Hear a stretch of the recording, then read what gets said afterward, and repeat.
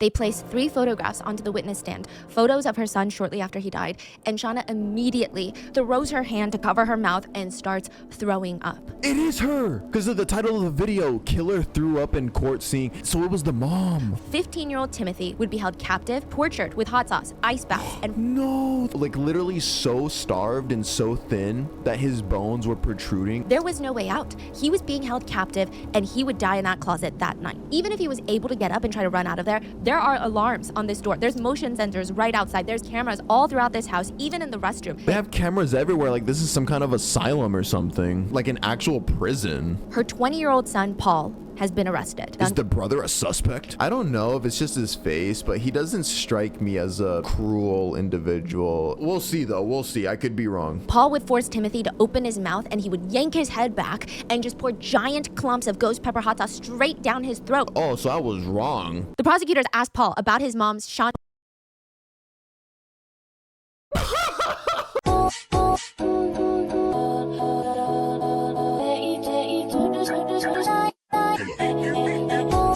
Hello, YouTube. In today's video, we are back with disgusting true crime with Rotten Mango. The title of this case is Starved Teen Forced to Drink Hot Sauce. The killer threw up in court seeing the victim's final photos. No, yeah, throwing up as a result of what you did to somebody is crazy. Like seeing what you did to them in court is crazy. Yeah. And actually, that's actually a really good consequence when you think about it. Coming face to face with exactly what you did to your victim, seeing it in HD in photos, show you the damage you did to somebody innocent. I think that's actually like really good justice, especially if it affects them like that. I mean, it made the guy throw up. But yeah, I mean, let's see the specifics of this case. I'm really interested to hear from Stephanie. Bada bing, bada boom.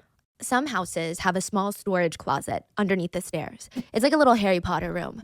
It slopes down on one end. Dude, these rooms, some people think these are so cool. Like when houses have like these little rooms underneath the stairwell or whatever, the staircase. I think this is creepy as hell. Seeing rooms like this scares me. I see these a lot in scary movies. It's like a little Harry Potter room. It slopes down on one end. You can't properly stand up, especially if you're tall. You could probably just walk in, stick your elbows out, spin around without touching anything. But that's about it. There's not even enough room to lay down all the way flat on the floor. There's usually no windows, no sunlight, no ventilation. It's a tiny space. I mean, you're lucky if you get a light bulb. And once that door is shut inside that tiny little closet, it starts to feel incredibly claustrophobic. It's stuffy, it's dark, you don't hear anything. July 2022, in a cookie-cutter suburban neighborhood in Michigan, where all the houses look exactly the same and they're just perfectly lined up in rows. In one of those perfectly suburban homes, underneath the stairs, in the small storage closet, there's a camera set up. In the closet, a camera. And it's recording. This looks so ominous and spooky. Like it's like analog horror. In the closet, a camera. And it's recording. The door slams open and an individual is seen walking in and spreading out a blue plastic tarp onto the ground. I mean, it's a pretty small space, so the tarp can cover pretty much all of the carpeting. And then they step out of frame. And when they come back into the closet, they're dragging something heavy. It's almost like if you were to put a Christmas tree down on the floor and drag it by the tip. It's clear that they're struggling with whatever it is. They're leaning back, they're grunting. And then slowly, another figure emerges. The individual is dragging a young boy by his arms onto the blue plastic tarp. The young boy looks barely responsive. He's skinny. I mean, skinny to the point that I'm already scared. A young boy. Oh God. Being dragged looks like his arms are about to pop off. He doesn't look like he can even support his own weight. He looks like he's been starved for a very, very long time. He looks malnourished. He's dropped onto the blue tarp right in front of the camera, almost as if he's staring into the soul of the camera. He's awake? But it doesn't Are we about to see the little boy on the camera? Are we about to see like a clip of him? Oh God. Seem like he's very responsive. It doesn't seem like he's registering the full extent of the events. He's not talking, he's just moaning here and there. His bones are protruding out. He's not wearing any pants, just an adult diaper. And his hip bones, his knee joints, they're all so prominent. They're sticking out and they look like they're gonna pierce through his skin. The individual is posing him on the blue tarp, positioning him so that the camera can get a better view of him. When there's Ew, it's almost like he's getting off on it. Like he's like positioning the camera to get like a good shot. What the fuck? This guy better not be a weirdo. Like it's already bad enough he's starving a poor little boy to death, but I hope he's not a fucking weirdo. satisfied with the frame, they stand up and they just watch him laying there, helpless, weak, moaning for help. You're pathetic. But I already knew that. You know you owe me the biggest apology in the world? The young boy is seen on camera taking short, shallow breaths through his mouth, kind of like a fish out of water struggling to breathe. The individual leans down with a dirty scowl on their face, and they grab the little boy's lips and pinch them shut. They watch excitedly as he struggles to breathe, and his chest starts moving up and down slowly, almost to the point where it's unclear if his chest is even moving anymore. His body seems to relax, and they say, "See? You didn't need to breathe through your mouth like that, dummy." They get up, slam the door shut, leaving the boy in the diaper in the small closet underneath the stairs.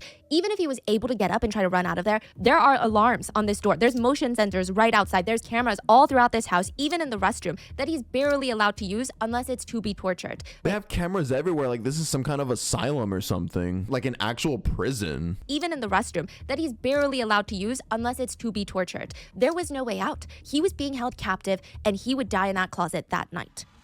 15-year-old Timothy would be held captive, tortured with hot sauce, ice baths, and No, this little boy? This is the little boy that she's talking about? Like literally so starved and so thin that his bones were protruding. Like, dude. Nah, bruh. Yeah, someone in chat just said I'm grabbing my AK-47. I'm right there with you. I'm getting the shotgun, bro. 15-year-old Timothy would be held captive, tortured with hot sauce, ice baths, and forced starvation for a year. But why? And who is on the other end watching him through the cameras? Only 15. 15 years old. You guys are guessing the mom? I hope it's not the fucking mom. What was that other abusive mom case that we were looking at a couple months ago? It was like the 9 passengers case, right? The 9 or 8 passengers, whatever. That one mom. This case deals heavily with food restriction, abuse against the most vulnerable age group, and it briefly touches on SA. So with that being said, let's get into it. Shonda was Let's go, Stephanie. I bet it's her, isn't it? Is this the mom? Shonda was called to testify in court. She sat there nervous, emotional, her hands are in her lap. Are you nervous? Yes, sir. Is this stressful? Yes, sir. Very stressful. She was here to talk about her son, who had just been sadistically murdered. They placed 3 photographs onto the witness stand, photos of her son shortly after he died, and Shauna immediately throws her hand to cover her mouth. Ooh, it is her! Because of the title of the video, Killer threw up in court seeing it's her. She even, so it was the mom. Low key, she kind of looks mean, and I'm not just saying that because I'm biased right now, because we know it's her. But like this hairstyle, if you know, you know. Bro, growing up, when I went to church school, instructors with this hairstyle, they gonna be tough. They placed 3 photographs onto the witness stand, photos of her son shortly after he died, and Shauna immediately throws her hand to cover her mouth. She gags. She hunches over to the side and starts throwing up. Her 20-year-old son, Paul, has been arrested, and her 15-year-old son, Timothy, has been murdered. Is the brother a suspect? Were so horrific that the judge made sure that they did not get out to the public. I didn't allow pictures to be shown in open court of Timothy as he was when he died because I didn't want people to remember him like that. He has banned them from being released. Timothy was dead at 15 years old. He must have looked terrible. 9 pounds. He had been starved to death. How long do you think that you can sit still without moving at all? How long do you think you can sit still without moving at all with your hands in the air, your arms suspended above your head? Like 10 minutes. I don't even think I could last. I think 10 minutes is very ambitious. Yeah. Maybe a minute. Timothy was standing there, sweating. His arms are in pain, and he was told that he needs to stand, his legs shoulder length apart, his back straight, with his arms held above his head for as long as he can manage. He's losing strength. I mean, the circulation's getting bad. He feels like his arms are about to fall off, but he cannot put them down. He knows that he cannot, because at his wrist and around his waist, there are devices attached to him. These devices are motion sensors. If he were to move even a centimeter, even an inch, these motion sensors would go off. They would start ringing these high-pitched alarms directly into his ears, but that's not even the worst part. The worst part is, if he moves and these alarms go off, he's gonna get tortured. He knows this. So all day he has to stand for as long as he can with his arms above his head, all these cramps. He's sweating in pain. He's sweating in fear, and it's psychological torture. He's just staring at the wall. Oh, hell no. I'm gonna go ahead and like speculate a little bit right now. People who do that kind of abuse where it's like it's almost gamified for them. They get off on it. I'm not gonna like go as far as to say it's like sexual, like they get off on the power trip. I genuinely think it's just like it's a result of people that are just innately born evil. Like they're born with this fascination of treating people like animals. And even if you treat animals like that, that's fucking terrible, obviously. Like, but yeah, hooking them up to devices, sensors. If you move this much, I'm doing this to you because you deserve it. It's this morbid curiosity with like, okay, how badly can I injure you? And also, how badly can I make you lose your dignity? And yeah. Sweating in pain. He's sweating in fear. And it's psychological torture. He's just staring at the wall. He doesn't know how long he has to do this, but he knows that he can't outsmart this little sick game because there's no way that you can do this forever. At some point, you're going to move. At some point, something's going to itch so much that you have to put your arm down. At some point, your legs are going to give out. He played this game a lot, to the point where he actually did outsmart the game once. He realized that the motion sensors were not that sensitive. If he moved ever so slowly, like 1 millimeter at a time, just tiny incremental movements to the point where he could slowly put his arms down, the motion sensors would not go off. But that doesn't mean that he doesn't get punished, because there were cameras everywhere. There were cameras in every single corner of Timothy's life. Any place that he had access to in this building, there were cameras set up. The tiny little storage closet underneath the stairs that he slept in, every time the door would open, there'd be a zzz, the camera would move and it would track him. The camera would track his movements. There was a camera placed directly outside that storage room door. Just in case he left the room, there would be motion sensors and cameras going off, alerting the people watching him. There were literally like cattle, like treating them like a pet that you don't want running away, except that's like your son. Cameras in the living area directly outside of the little closet in the stairs. There were cameras on the stairs to lead to the outside, to the real world. There were cameras everywhere, and all of them were actively watching Timothy. There was no escape. And every day, everything in Timothy's life was controlled. I mean, every single little thing. He was not allowed to leave the house. He was not allowed to go to school. He was not allowed to socialize. He was not allowed to live a normal human being life. All of his bathroom breaks were timed. 60 seconds for urine, 120 seconds for anything more. It got to the point where Timothy, whether it was from the abuse or the torture, he became incontinent. He was unable to hold his urine anymore. He was forced to wear adult diapers, and those were not frequently changed. He would be yelled at and tortured if he soiled himself. And even Timothy's food and eating schedule and water, they were timed and controlled.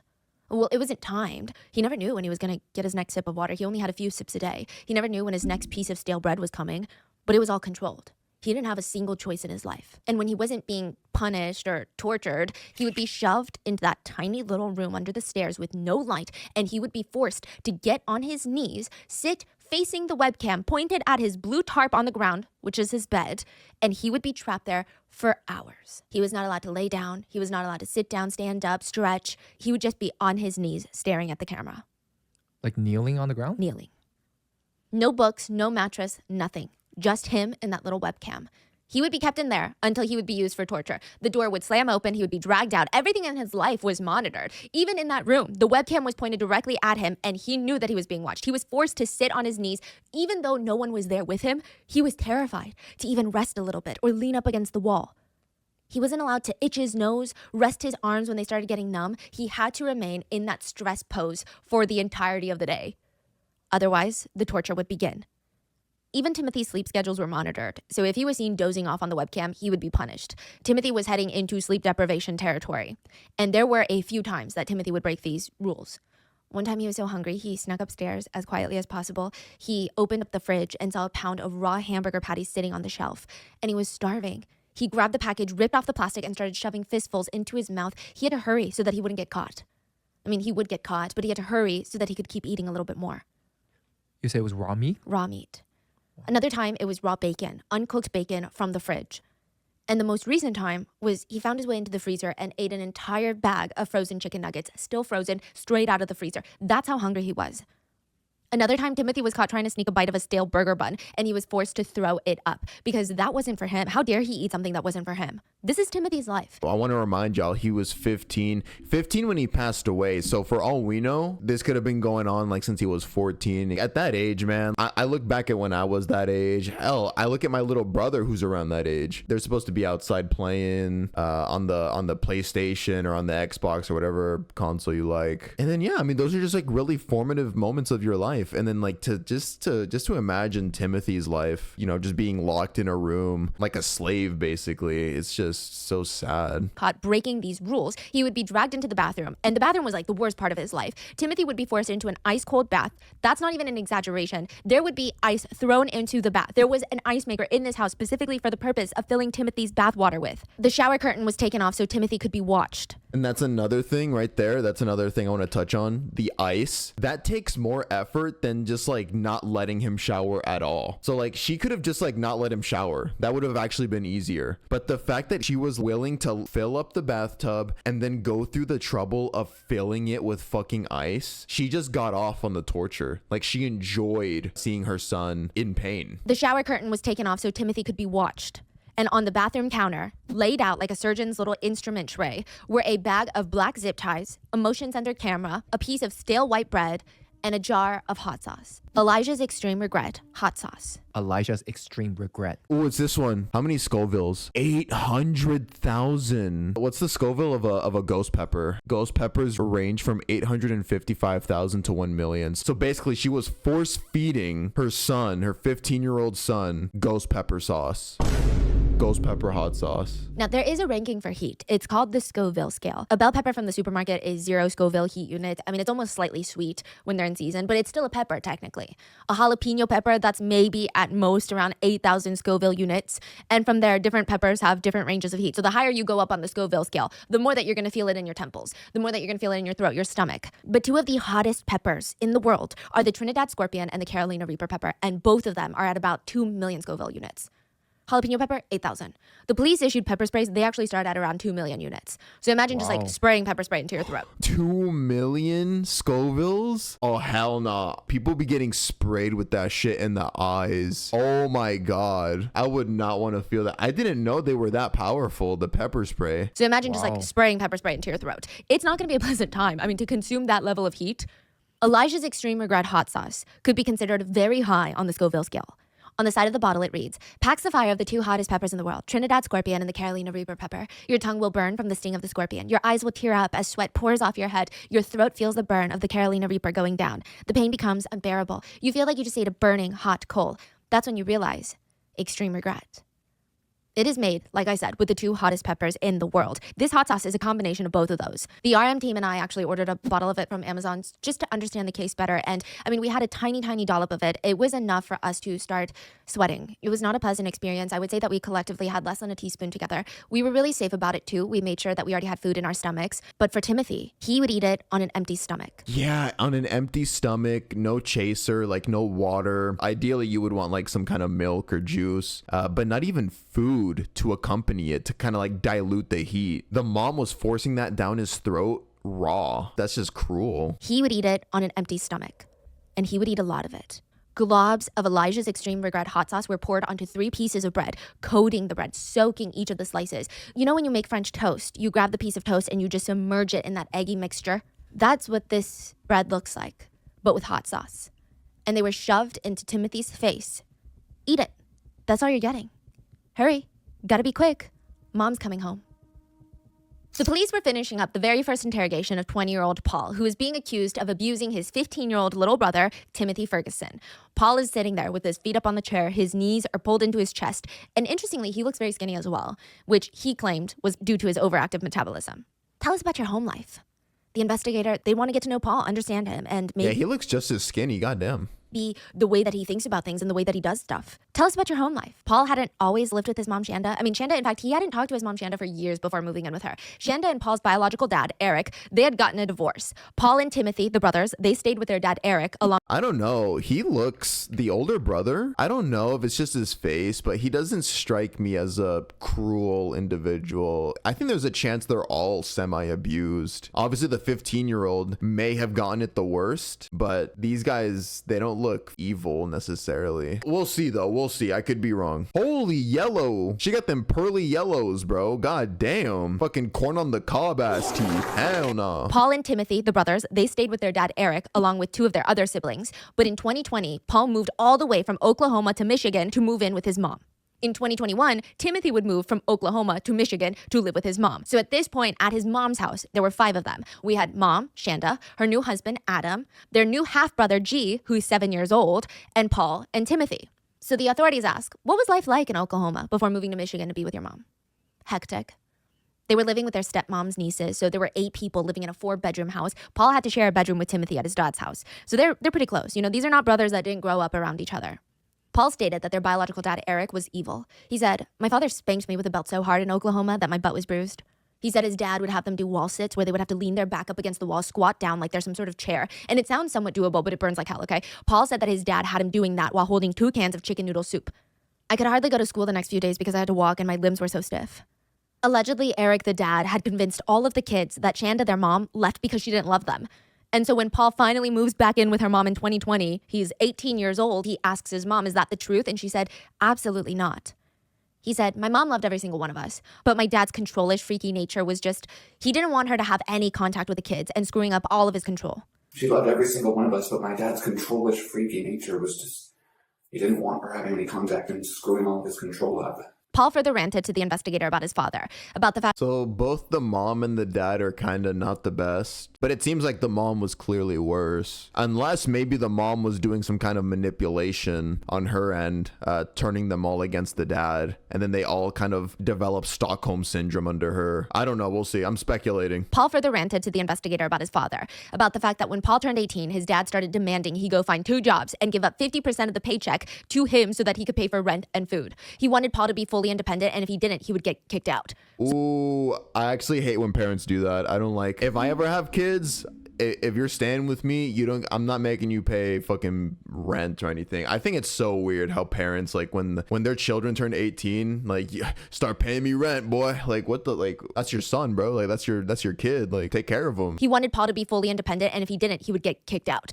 So that's what ended up happening. Paul was kicked out at 18. He had nowhere to go. He called his mom, Shanda, who he hadn't talked to in years. He thought that she hated him, and that's why she left. She took him in with open arms. And Paul loves his mom now. He loves living with her. He's got his own room. He's got a part-time job as a dishwasher at Applebee's, and he doesn't have to give up 50% of his paycheck like his dad made him do. And unlike my father, she doesn't force me to give her half of my paycheck. He forced that on me.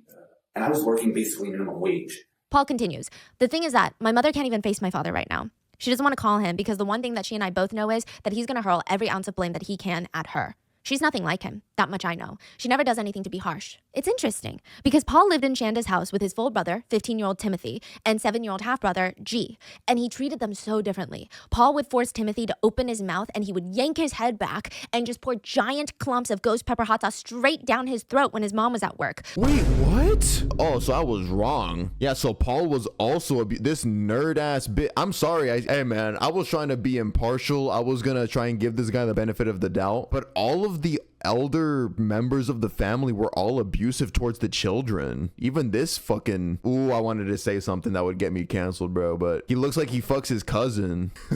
Paul would force Timothy to open his mouth and he would yank his head back and just pour giant clumps of ghost pepper hot sauce straight down his throat when his mom was at work. Your own brother. Like, I get teasing. I get teasing your little brothers when you're growing up, because this is like, that's just what older brothers do. But that's like actual torture. What the fuck? Or he would force him to submerge his entire body into an ice bath for an alarming amount of time. But he told investigators that baby G, the 7-year-old, is, and I quote, a miracle child. He's a blessing to this world. He's a little miracle child. Fair enough. He's a blessing to this world. Yeah. He was a blessing to this world, so I fucking tortured him. Like, what's the logic, bro? There was a thing back in Oklahoma where I had problems with emotional release. I was so terrified of him that I didn't ever want to release any of the negative emotions I ever had around him. Here, I can release my anger, and I do it in the right ways. So he's saying he was never able to release his anger that his dad would kind of fill him with when he was living with his dad. So now what? So like now he could let it out on his little brother living with his mom? Bro, like what kind of evil villain logic is that? Tell me about the hot sauce, Paul. I know it was used as both punishment and it was put on the bread. Yeah, but the thing is, it still hardly did anything for my brother. It still hardly did anything for him. There would be times where it would do something for me because I'd accidentally rub my eye after I put it on there. It was ow. Wait, he said that. That's ouch. Yes. and it did nothing to the brother. No. What? Is he complaining right now? Like he's crying about how he hurt himself as he was torturing his brother. Wait, he said that's ouch, Yes. and it did nothing to the brother. No. Torturing my little brother hurt me. I'm the victim. Is that really the only thing that he had to eat these days? Or would he get other things to eat? From the bread and the rice, other than that, not that I know of. So for how long do you think that he just ate rice, bread, and hot sauce? Maybe 4 weeks? A month? Did you see a decline during those 4 weeks, losing even more weight or being less responsive? Like what changed when you moved on to just feeding him hot sauce and bread? I think it was that there would be times that it would take him a moment to respond. At first I thought it was him acting, but then I was getting concerned. I think a week or so, maybe, his responses were delayed. So it seems like Paul can move to Michigan, release his anger, and Timothy was clearly being punished. But why? Like, what could a 15-year-old possibly be punished for? During the interrogation, Paul stated that he had to share a room with Timothy when he lived at their dad's house, and he absolutely hated it. He stated that Timothy hated getting up to use the restroom at night, so he would just wake up, walk from the bed a few steps to the left, open up the closet door, and pee into the closet. Sometimes he would walk to the dresser, open up a door. Wait, I'm sorry. Who would do this? Timothy? I'm not believing anything that Paul is saying. He would walk to the dresser, open up a drawer, and pee into the drawer. Sometimes he wouldn't even get up from the bed, and he would just urinate in the bed in his pants. He was what Paul called a problem child. If you asked Paul, he would state that Timothy was a problem starter. He could never sit still. He would take apart anything that he got his hands on. His desks at school, he would disassemble them. He got a school-issued Chromebook, and he took it apart. Paul would likely say that he destroyed things. I mean, Timothy would be very reactive to loud noises in a way that, I guess, if you're ignorant and unsympathetic, could be perceived as being overly dramatic. But Paul found it very frustrating that Timothy didn't think or behave just like him. For example, Timothy was in the bath one time at his dad's house. He fell, hit his chin on the edge of the bathtub. Timothy didn't say anything to anybody. After his bath, he just walked into his brother's room and there was blood everywhere inside of his mouth. He had completely bitten through his tongue. He did not show any signs of pain. He didn't even think to bring it up to anybody. Why? Why can't you just say something? Why can't... He was probably scared because he was already undergoing abuse from his mom. So that's why he was scared to like cause any trouble. Why can't you just say something? Why can't you just sit still? Why do you have to pull the outlet covers off, screw with the light fixtures, rip off the paint from the walls, pull the studs out of the wall? Why do you have to do any of that? Sometimes Timothy would take apart batteries, AA batteries, which is very dangerous, by the way. But also, even if he was, like, let's just say, like, they were living a normal life and the mom wasn't abusing him and he wasn't scared. Let's say he didn't bring it up, like, bring up his injury, bring up the fact that he had bitten through his tongue. Why are you gonna get mad at him? That's your little brother, bro. Care for him. God damn. Like, imagine getting mad at your brother for being injured and bleeding. Like, my first reaction would be, like, scared and worried. Like, yo, let's get you some help. What the fuck? Don't be afraid to speak up, bro. Like, that's not good. Take apart batteries, AA batteries, which is very dangerous, by the way. If any sort of moisture or oxygen gets into a lithium ion battery, it can cause a heat reaction that could start an explosion. It's pretty bad. Paul likely processed this all as Timothy is a problem child that needs to be punished. He needs to learn that's not acceptable. But if you asked a teacher at Timothy's school or his doctor, they would likely tell you that Timothy was diagnosed with ADHD, bipolar disorder, autism, and a sensory processing disorder. He was on various medications to try and help him navigate life a bit easier, and there were additional things that Timothy and his parents could or should have focused on to pay extra attention to, but otherwise, Timothy was a, quote, precious little guy, according to his teachers. The school counselor stated Timothy was sweet, caring, cooperative, and hungry? At school, teachers stated Timothy had a tendency to eat whatever he could get his hands on. He always seemed really hungry, even in elementary school, to the point where teachers were worried about Timothy. They would stuff his backpack with food every single Friday because they were concerned that he wasn't going to have enough food at home on the weekends. They called CPS to investigate Timothy's dad multiple times, but it didn't appear as if anything really came out of it. But it wasn't just a food problem. Teachers stated Timothy always came to school smelling very, very bad. They said, I was really worried for him. He would come to school smelling like he was without a home. His clothes were multiple sizes too big for him, and when everybody was already past the potty training phase, like way past it, because you're talking about like 5th grade, Timothy would have accidents in class. But other than that, teachers stated Timothy was a lovable little boy with this beautiful smile. They said that he constantly joked around in class, he ate lunch with the other kids, he had friends. But it seemed like nobody loved him. It's weird, okay? So it's not that he came to school and was like, nobody loves me, but his teachers, they noticed things. They said he had this insane people-pleaser mindset. It seemed like he was starved for attention. Like he would literally do anything for the teachers to just say, good job, to compliment him just once or even show him like the smallest ounce of approval. He seemed to live for that. Shit. High key, me. No, yeah, but like going back to the subject really quick of the of Timothy being diagnosed with, or like he could have been diagnosed with autism and ADHD and all that other stuff. What makes this even sadder for me is that when you have a kid like that, you really need a family that has a lot of patience, and yeah, like a family that's willing to work with that. Not every family is ready to take on that kind of responsibility. So not only did this kid, Timothy, not only did he not get a family like that, he got the worst kind of family you could get, like negligent, abusive. They get annoyed with any kind of inconvenience. Man, I just feel so bad for Timothy. And elementary school teachers, they typically take that as an indication that these kids are not getting that love, attention, and security at home. And there was a rumor at the school. This is purely a rumor as of right now, but there was a rumor at the school of sexual misconduct by Paul towards his little brother, Timothy. Wait, this is surfacing. This is in the school? Yeah. By May of 2021, Eric, Timothy's biological father, decided that he was done. He couldn't, quote, handle Timothy anymore. So he called up his ex-wife, Shonda, and allegedly stated, listen, these are the two options. He either goes into foster care or he goes with you. And just... Damn, so both the parents were just straight up neglectful. Nobody wanted this kid. That's so... God, it makes me want to cry, bro. It's like that. Timothy was dropped off with a clear Ziploc bag of medications, like filled, a gallon-sized Ziploc filled with different medication bottles at Shonda's front door, and he would be reunited with his older brother, Paul. It stated that Timothy arrived at his mom's house, quote, a little chubby.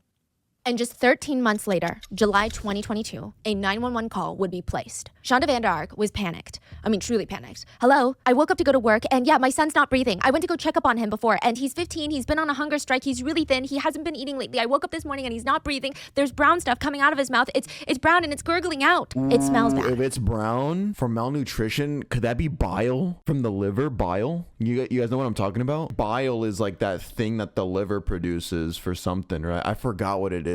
Yeah. Paul is heard in the back saying, it smells bad. During the call, Shonda is heard doing what sounds like chest compressions. 1, 2, 3, 4, 13, 22, 26, all the way up to 40. Law enforcement, they rush over to the house. I mean, it's this plain little suburban house at the end of the cul-de-sac. And a 43-year-old mom, Shonda, is in yoga pants, athleisure attire, one of those thick headbands to keep your hair out of your face when you're working out. And she's at the front door, panicked. She's putting her head in her hands, wiping her tears from her cheeks every few seconds, fidgeting with her phone. She can't sit still for even a moment. Can I be real? I don't see any tears at all. She still looks annoyed. Like, she looks more bothered than anything else. Fidgeting with her phone. She can't sit still for even a moment, but it's understandable. Her son had just been declared dead. Shonda explains to the police that she woke up to get ready for work and found her 15-year-old son Timothy unresponsive. Her other two sons, Paul and G, were home, and she was freaking out. She knew that Timothy had been on some sort of hunger strike recently, but she always assumed, he's a teenager, he's being stubborn.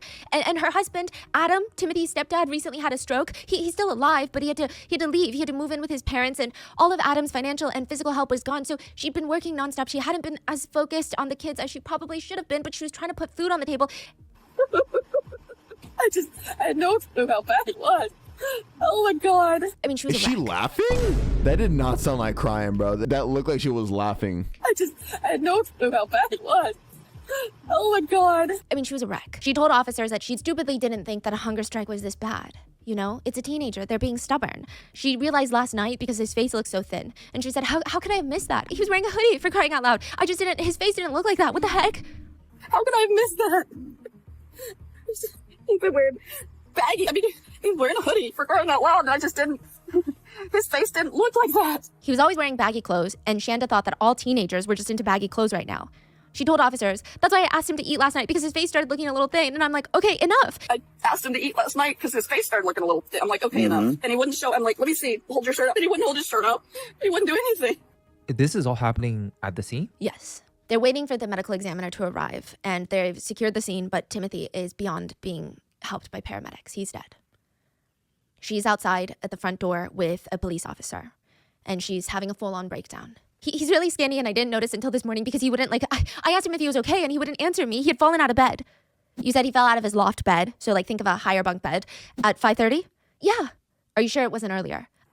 I wasn't super awake. I heard a thump, and I came down, and he's kind of laying on his side, kind of like, what the heck? And there's no tears. Like, it's just crocodile tears. She knows what she did. If anything, the little amount of panic she genuinely has is because she knows she's probably about to get caught. I reached out. I'm sorry. That's all right. Sorry. Oh my God. Oh my God. I reached out, and he pulled himself up, and I asked him if he's okay, and I asked if he hit his head. He said, no, I think I hit my knees on my chest. I think. he couldn't tell me how he fell. Oh my God. Shonda stated that she went back upstairs to get ready for work after she found her son fallen out of the bed. He said, "It's fine, Mom, I'm fine." So she goes back up, and before she leaves for work, she goes to check up on him again, and he's not breathing. The officer tries to calm her down. "Best thing to do right now is to surround yourself with family. We're going to get victim services down here to help you through this grieving process, ma'am. Please, because he's really good at hiding stuff. That's part of the reason that his dad couldn't handle him, because he was lying about stuff." He's really good at hiding stuff. That's part of the reason his dad couldn't handle him is because he kept lying about stuff. She's still victim blaming during this like supposed emotional moment, which we know is bullshit, by the way. She's not actually sad, but yeah, she's blaming him. She's like, "Oh, he would always lie and do this and do that and blah blah blah." Like, that's part of the reason his dad couldn't handle him is because he kept lying about stuff. But his dad texted me last May and said, "I can't handle him anymore. I have to send him to live with you." And I'm like, "Yeah, sure, absolutely." Shonda said that she had been horrified when she saw Timothy get out of that car that day with just a giant gallon-sized Ziploc bag of medications. Timothy was a zombie when he came to live with her 13 months ago. A zombie. Timothy asked her if he could stop taking the meds, and she safely got him off. And she felt frustrated that Timothy's dad, her ex-husband, put him on all these medications just so he could be less present in the kid's life. His parenting style was medicate so I don't have to deal with it. But this was going to be a new chapter. Things were going to get better. But now he's dead. Why was that? Why did your ex-husband not want to care for Timothy anymore? He was lying to him, destroying things. Is he hard to deal with?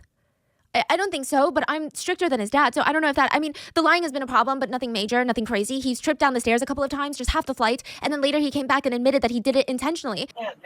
All teenagers lie. He's tripped down the stairs a couple of times, like just half the flight. And then later he came back to me, admitted he did it intentionally.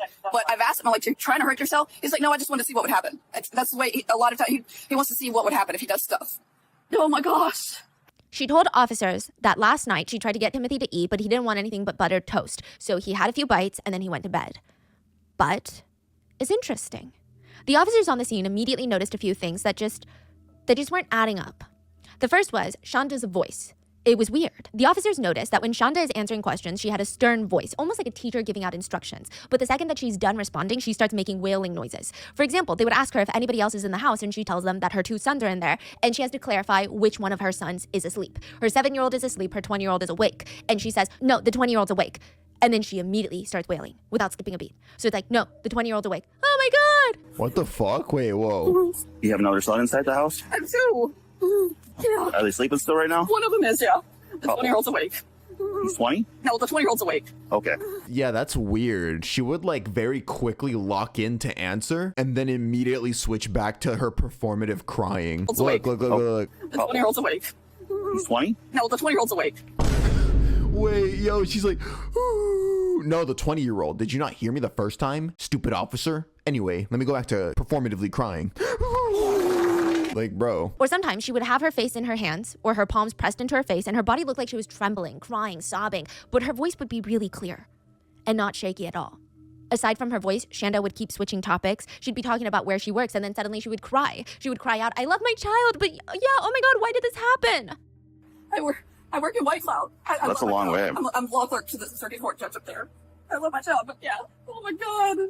Which officers felt was maybe a bit understandable since she was in a state of shock, but it was just weird.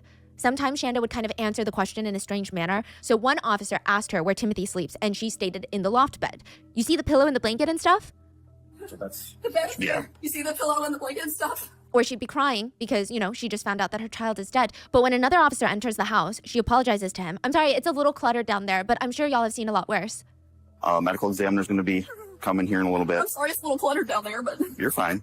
I'm sure y'all have seen a lot worse. That's a really strange thing to say. In a way, I feel like she's saying that subconsciously to communicate, "I hope y'all have seen worse." She's looking to see if they agree with that. Like, "Oh yeah, we've seen worse. This isn't too bad." Because she knows the way that she has the house is to torture the kid. So she's hoping that they've seen worse so that they don't find anything super suspicious. Another really curious thing that they noticed was while they were waiting for the medical examiner to show up, they all went upstairs. So now upstairs, there's 2 police officers, Shonda and Paul, the 20-year-old son, in the living room. Shonda walks up to Paul and says, "I knew I should have made him eat, but did you notice he was covering up with big clothing?" Before her son Paul can respond, she says, "You didn't notice, never mind. I love you, dear, but you never notice." I knew I should have made him eat, but he just went. Did you notice it was covering up with big clothing?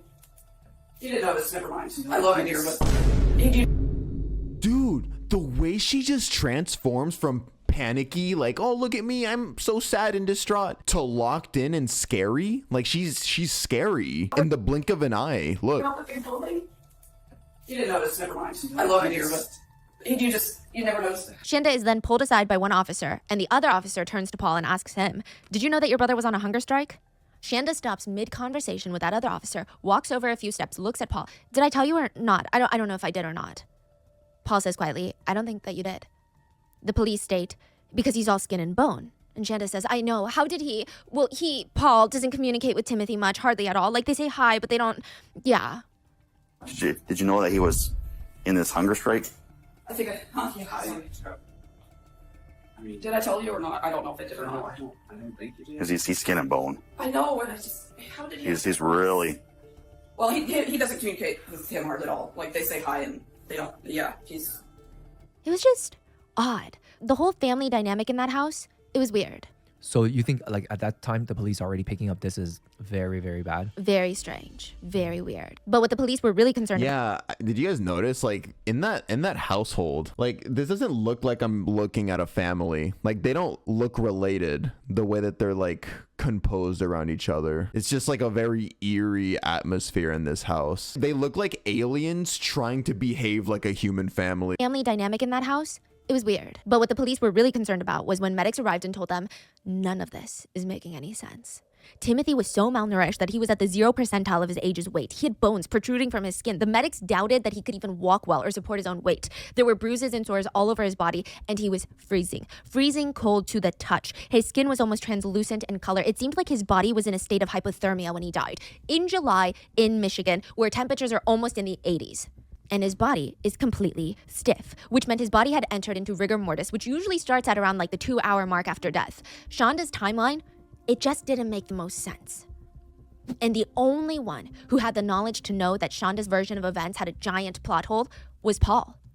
Because there's no way Timothy fell off his loft bed and died that morning. Because by that point, he had been trapped and held captive in the tiny little closet underneath the stairs. There was an 18-minute gap from when Shanda found Timothy dead to when she called 911. And the prosecutors, they wanted to know why. So Shanda takes the stand, and they want to know a lot of things about Shanda, to be honest. Like why she lied about feeding Timothy toast the night before his death when the autopsy showed that she did not feed him buttered toast the night before his death. I mean, it's such an odd thing to lie about. They asked, you told the detective that you realized how skinny Timothy was the night before, and you threatened to take him to the ER if he did not eat this piece of toast. That's not true, is it? No, sir. I have no idea why I said that. I was traumatized. Why didn't you tell the police immediately what was going on? I was so freaked out. I'm sorry. I don't remember what my line of thinking was at the time. I wish I had an answer for you, but I don't. I was exhausted. The night before he passed, I had less than an hour of sleep and I was frightened. I just lost my son. I have no idea why we waited like that. I don't know. I can't imagine waiting, but apparently it happened. I don't know. Do you remember Paul asking if you guys should call 911? I remember performing CPR, and he did help me out a little bit when I got tired and took over a little bit. But I mean, I can't imagine ever saying no to that.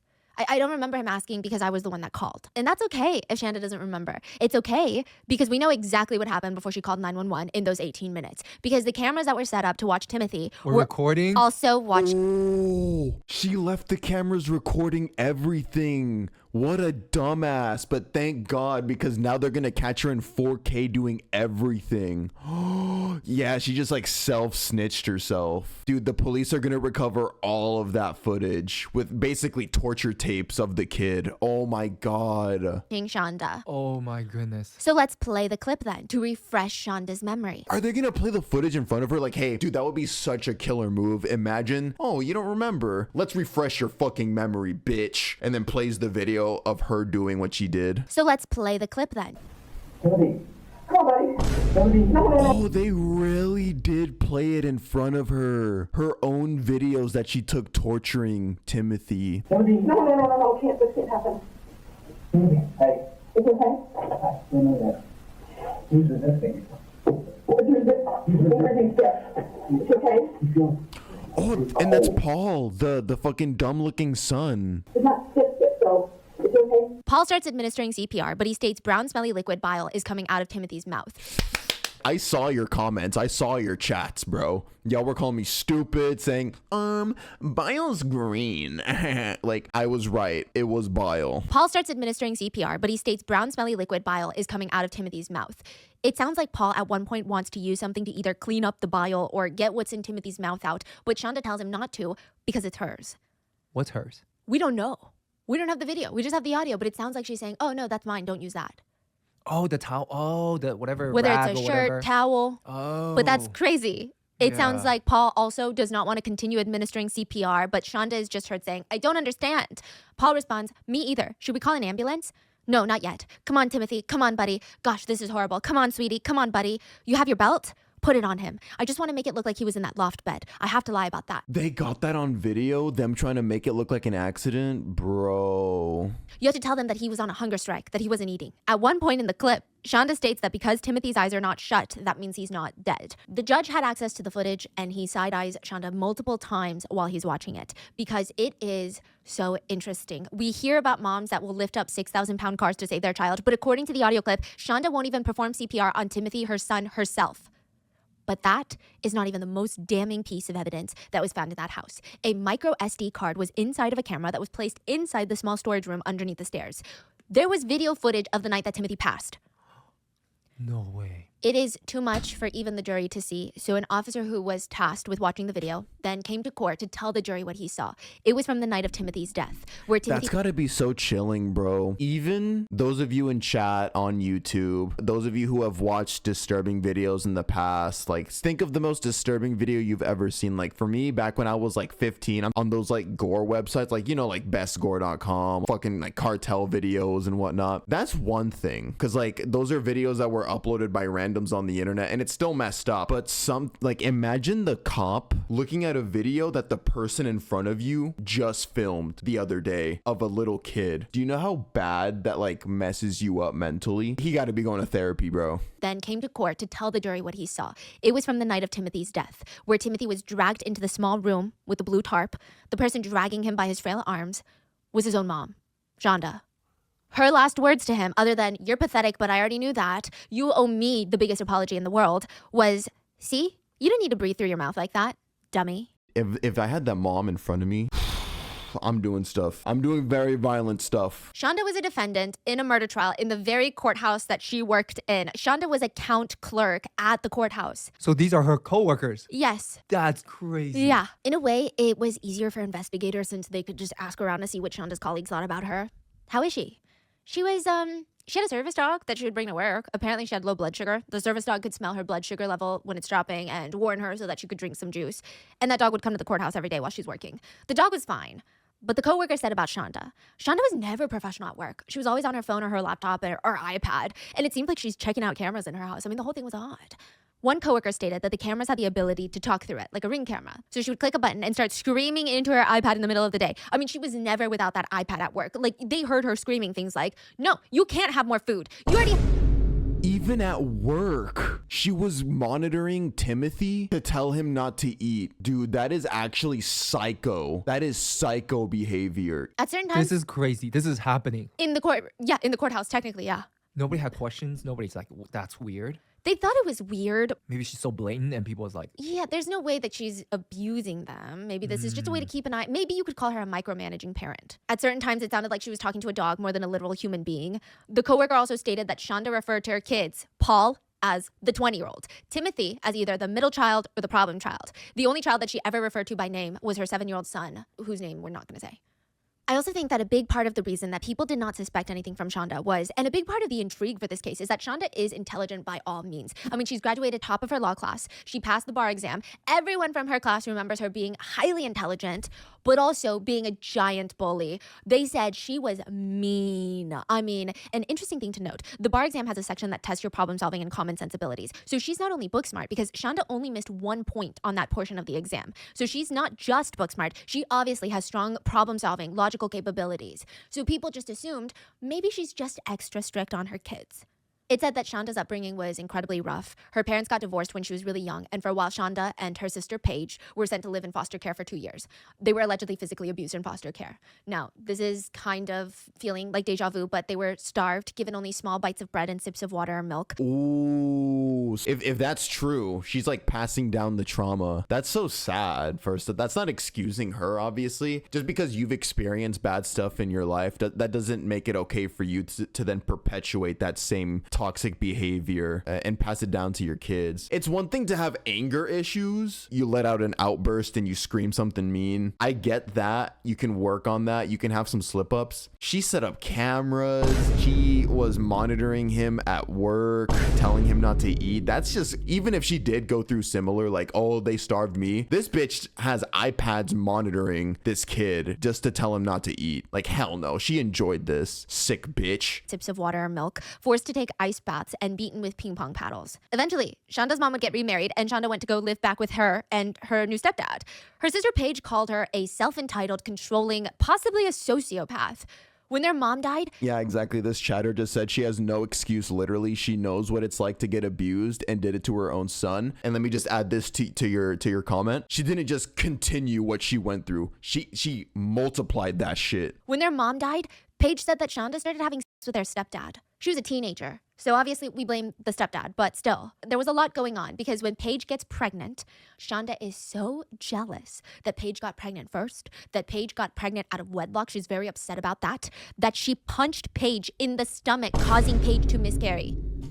Your sister and this type of assault. Send this girl to Alcatraz. She's from hell. She's a spawn of Satan. What the heck? That's actually just supervillain stuff you hear in movies. It seemed like Shonda was upset that Paige got pregnant before her and believed that she would be a better mom than Paige would ever be, which is wild. And So it's narcissism, superiority complex. Her track record is beyond alarming. The kids remembered growing up that Shonda would just plop down on the couch and write, quote, books. And one of Eric's Oh yeah, and psychopathy. kid from a previous relationship. One of Eric's kids said that when she was young, Shonda gave her a book about how much Shonda liked being spanked as a kid.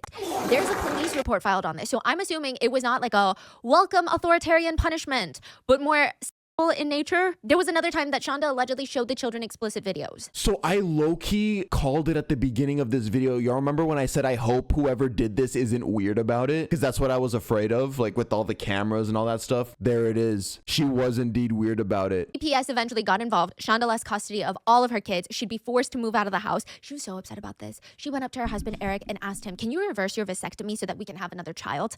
He rejects it, and she was not happy about it. Side note, her new husband, Adam, who divorced her once Timothy died, he said, you know, Shonda and the kids did have a little bit of a weird relationship sometimes, especially when the boys were younger. She would have them sit on her lap when they were preteens, and she would hug them for very long amounts of time. I mean, she's just hugging them, but it was for so long that Adam would start to feel, I don't know, a little uncomfortable. I'm not sure what that means, but Shonda did have a very strange relationship with Paul. Some would liken it to that of a manipulator and her little punisher. Whatever she told him to do, he would do it. Whether he wanted to do it or he felt forced to do it, that's up for debate. And there are very, very few methods of torture that don't leave physical scars. Two of the most popular methods include waterboarding and sleep deprivation. Waterboarding sounds like the more intense of the two, where you're tied up to a board. Your hands, your legs, they're tied up, so you can't move. You're on a board, and that board shifts downward on one side, like a seesaw. So now you're laying on your back with your feet pointed upwards towards the sky, and your head is lowered. A rag is placed over your head to cover your nose and your mouth, and then water is repeatedly poured onto the towel. The result is, to put it simply, you feel like you're drowning, because you are. You are drowning, but so slowly and so painfully that you don't actually die. Or at least they make sure that you don't die. It's stated that when the water is pouring down on you, your instinct is to hold your breath in. Like, that's what you think is going to happen, right? You're like, okay, once they pour the water, I'm just not going to breathe. But your brain instinctively makes you breathe in, and it feels like the water is poison, and it's stinging the entire inside of your skull. Your brain is on fire. Just to give you an idea of how bad it is, the Pentagon banned the military from using waterboarding in training to train you to resist interrogation if captured. And it was stated by a military official, waterboarding teaches failure in the military. No one succeeds. They can't teach a strategy like that. Literally, it's absolutely so painful. But some people who had the unfortunate luck or experience of experiencing both waterboarding and sleep deprivation, they said sleep deprivation is worse. and Shonda felt like she was being tortured. She had chronic insomnia, and her kids are constantly keeping her up at night. Shonda had placed a camera inside of Timothy's tiny little closet of a room, and if the camera detected any motion, it would notify her phone. Like a notification would pop up, motion detected. And Shonda had a really hard time going back to sleep once she woke up, and she refused to silence her phone at night. She told Timothy, if you move at all, at any point in the night, the ringer will go off on my phone and I'm not going to be able to go back to sleep. And so you're going to be punished for it. But that's like, you're still looking to be woken up. She just wants an excuse to get mad. Here's a bright idea, bitch. How about just not doing that to your son and then you can both sleep in peace? So she basically had it set up to where if the son moves even a little bit, she's waking up in the middle of the night because the alarm's going to go off. And then she's going to get mad at the son. Because you're keeping me up all night. If Timothy woke Shonda up, Shonda would not let him sleep for the next 2 to possibly 3 nights. She would force her other son, 20-year-old Paul, to torture Timothy to the point that he could not fall asleep. If she felt an ounce of pain or discomfort, she wanted Timothy to feel it 20 times harder. Shonda texted Paul. He's moved around, so he has the cuffs in the front of him instead of behind him. I put the cuffs back behind him. I'll have to deal with less than 2 hours of sleep today, but I'm not letting him get away with this. The next 48 hours, Shonda would watch the cameras, and if she saw Timothy blink for even a moment too long, she would text Paul, he's sleeping, go wake him up, go dump cold water on him. She would watch these cameras at work. Shonda lost a ton of sleep at night, making sure Timothy didn't go to sleep that night. To her, that's the price she has to pay to make sure Timothy gets his punishment. At work, Shonda would obsess over the cameras. Before work, she would tell Timothy he has to stand in the stress pose on his knees with his arms up behind his head. If he so much as moves, it's over for him. Then at work, she would text, if he behaves, I will let him lay down for a couple of hours today. But if he doesn't behave, he's going to stay up all night tonight, tomorrow, and Friday night. Paul would text her back. He just laid down again. Please go get him up. Feel free to dump some cold water on him. And even if he sits upright before you get there or as you get there, I honestly don't care if you get a little rough with him. Are you going to go get him? Please go ahead and turn on the AC. You'll be warming up with your blankets and that'll make sure that he doesn't stay too warm. Okay. But sometimes, Paul would be the one to text his mom first. He'd be home alone with Timothy and he'd text, Mom, I'm ready to slam him into the ground. He wet the bed and he's covered in urine. Would you say a 5-minute shower with the curtain open so I can watch? So it's just a completely fucked up family. Like, they're all demons. They're all monsters. Like, the 20-year-old dumbass looking, incest baby looking son was also just, they were talking back and forth. The mom and the son basically just shit talking the 15-year-old boy. Mom, I'm ready to slam him into the ground. He wet the bed and he's covered in urine. Would you say a 5-minute shower with the curtain open so I can watch? Like, what the fuck? Wait, what does that mean? Whether he means so he can watch him probably shower in ice cold water so it's torturous, or watch for other reasons, it's unsure, right? Shonda texts back, sure, a 5-minute shower where he can scrub and you can watch is fine as well, but it has to be a cold shower. 5 days before Timothy's death, Paul texted his mother, I'm ready to kill Timothy. He left his peed in and pooed in diaper in the freaking bathroom and I stepped in it. She texts back, ill, lots of hot sauce for that. I've cleaned my foot, but I'm already at my limit. And where's he currently? On the wall downstairs. He can have bread with hot sauce on it. Does need bread though. I already gave him 4 pieces of bread earlier. I know he's not walking fine, but he's still doing a whole wonky walk. What does that mean? Saying that he seems very frail and unresponsive. Now, July 5th, 2022, the day before Timothy's death, there's a lot of phone activity between Shonda and Paul. Shonda texts Paul from work. Forgot to tell you this before I left. Timothy was doing his fake stumbling and falling last night, of course. So I decided to prove once again how fake it is. I asked him if he would stop doing that, if he could eat a whole pizza by himself. And he said, yes, of course. And then I told him how obvious it was that it was fake, and he had just proven that yet again. And of course, he just looked down and didn't respond. Shonda texted again. If you want him to sit in his room with his hands on his head, that's fine, but Timothy does not get to lay down all day. Maybe we should leave the light on, that way it'll be harder for him to fall asleep. I can't believe he keeps getting worse and worse with his stupidity. Now he's refusing to answer me, so go throw some cold water on him as well. Please do the water now. He's being beyond They're like a tag team of torturers. stupid. I can't work like this when he's doing this. Why is he doing this to me? Am I not going through enough already? Feel free to go dump more cold water on him. He moved over, so he's not laying in the cold water that you dumped on him earlier. Go dump more cold water. He's doing it. She's watching it. Through the cameras. Paul texts, I know you're trying, Mama, but he's just too selfish. She texts him, please hurry with the water dumping on him, though. He thinks he's getting away with something. I know, Mom, I'm crushing up the ice. There are a lot of texts between Shonda and Paul about how worried Shonda is about G, her 7-year-old, seeing Timothy in this state. She really, really babies G, and it's very interesting. It seems like she babies the youngest or whoever thinks the highest of her. And when you're 7, I mean, every kid thinks that their parent is like a superhero when they're 7. But Shonda goes on to ask about if Paul thinks Timothy is faking all of this. Faking being sick and weak and unresponsive. She texts, is he seriously trying to make us believe that he can't communicate? He's full of it. Can you please force him to respond to you just to make me feel a little bit better? Be honest with me. Are you worried about him at all? Or is this just a bunch of BS like it's been for days? It's the same old BS. So you're not worried at all, Paul. Nope. If I wasn't so angry, then maybe, and that's a big if. Okay, let me rephrase that question then. Do you honestly believe that we should be worried? I don't know. I'm just tired of him being such a nuisance. Could you please stay on his case? It looks like he's trying to go to sleep, and I don't have time to yell at him from work, and actually, I gotta get stuff done here. Why don't you go ahead and run another cold bath and stick him in it? You'll have to stay downstairs in the bathroom with him, though. This is the day before? The night before. Oh, so this is the night before Timothy passes away, and they're seeing the signs. Like in this video, the son and the mom were literally acknowledging the signs that he was becoming unresponsive. He's becoming very weak. Dude. Paul text, how is that gonna help? It's gonna make him miserable. Try to force him to talk to you. We both know that he can. His eyes do have a slightly glazed look. You can make your eyes glaze over by staring for too long. Yeah, it looks like he's been staring at something too long. You said he smirked at you? Paul responds, never in my life have I ever wanted to beat someone so bad. Shonda texts, crazy idea. Heat up some pizza rolls and take one downstairs and offer it to Timothy and see what he does. Put it right in front of his mouth, but be ready to yank it back if he tries to eat it. Hold it right in front of his lips. How much do you bet that he's gonna try and eat it? A lot. Please make sure you keep bugging him so he doesn't try to go to sleep like that. Maybe force his mouth open and put some hot sauce in there considering everything that he's put us through. Oh, dude. Remember, this is the night he's dying. The last meal, the last thing they put in his mouth is some more hot sauce. What the fuck? KK, does he blink when you smack him on the side of the face? I don't mean a hard smack. Yes, he's swallowed. Yeah, he's fine. He's just being an absolute butthead. Paul is instructed to put Timothy into an ice bath when he's already, like we said, barely responsive. Shonda's at work watching all of this through her cameras and she texts him. He just adjusted to make himself more comfortable. Perfect. He thinks that he can outlast us. Paul says he's doing this to tick us off and make us give up. And at this point, I'm ready to beat him within an inch of death and go to work. And that is exactly what he wants you to do. He will not outlast us. I can promise you that. This is getting beyond pathetic. He will not win this. Not gonna happen. Might be time to dump more cold water. Just make sure it doesn't go outside the tub and maybe force him to drink some more. Crazy thought. Tell him if he actually sits up by himself and stays sitting up, he'll get some pizza rolls. Don't tell him it's only 2 rolls, and I'm okay if you keep them frozen rather than cooked. He's determined to be a pain? Fine. And question. He's ticklish, isn't he? Yeah. Go tickle him mercilessly. When you go to remove the shower curtain, please remove everything else from that bathroom that he could mess with. He's not getting diddly squat to mess around with tonight. It sounds silly, but being tickled against your will and like forcefully and nonstop actually sucks. It's weird. Like it makes you laugh, but it's the most unpleasant feeling ever. And if it goes on for longer than 5 to 10 seconds, I'm gonna start kicking and I'm gonna start elbowing. Paul texts, okay.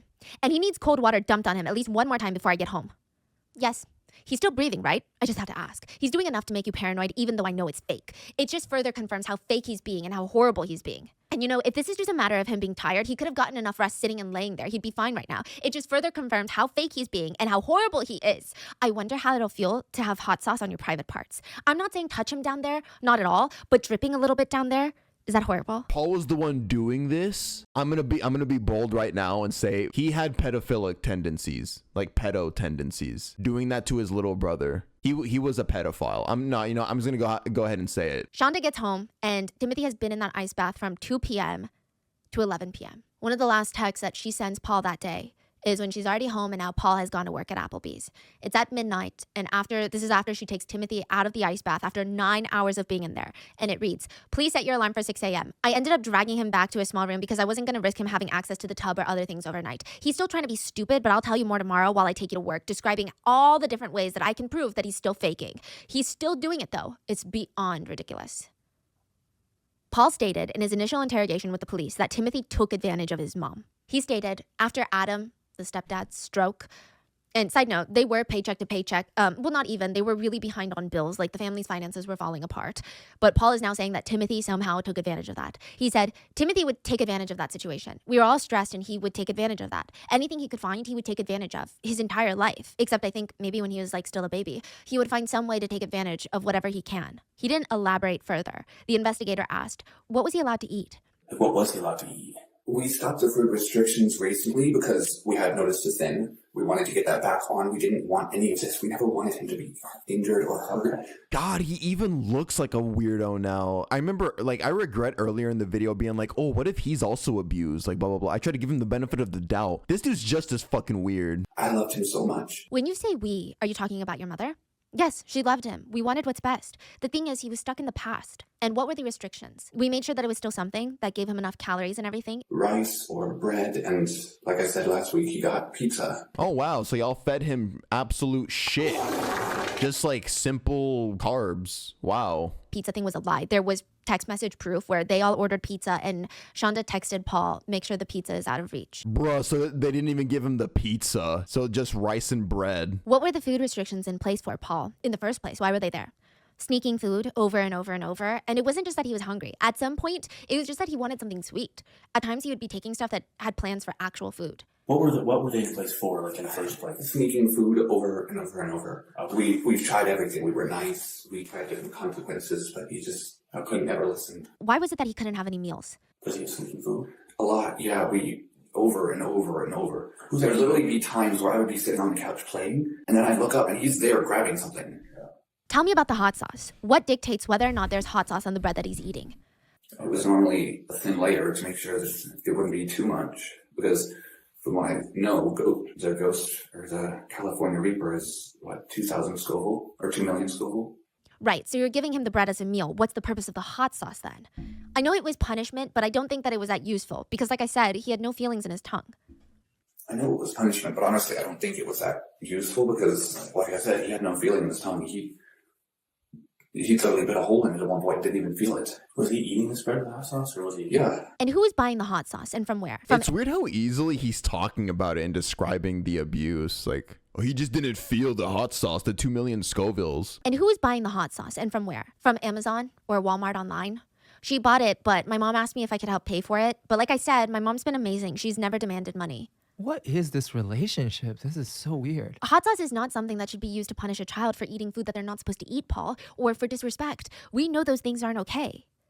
I know that. We just tried so many different things. We were just running out of the options of trying to find a punishment that actually worked. And even that did nothing. And we still kept trying. We gave him food. She even told me to make sure that he gets a good amount. She would tell me on random days, but other than the hot sauce punishment, it was always bread and rice. She cared. She never wanted this. She loved him. We wanted what's best. I genuinely think something's wrong with his head, bro.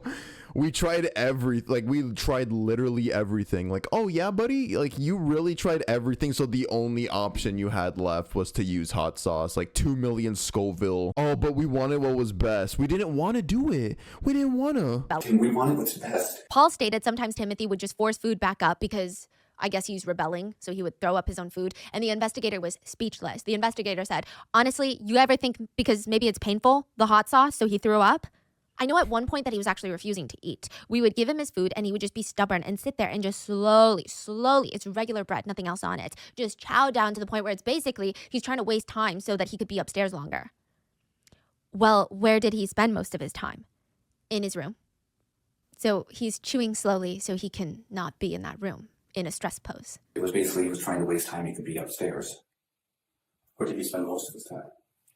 In his room. We wouldn't make him stand. Sometimes we would have him kneeling, like on his knees, like this, facing one of the corners. But what was that for? For punishment? Yeah, I don't even know that it was for at this point. I'm not sure. Does your mom feel bad at all about giving him just bread and hot sauce and locking him in the closet? Yes, she hates it. She hates it. She never once enjoyed it.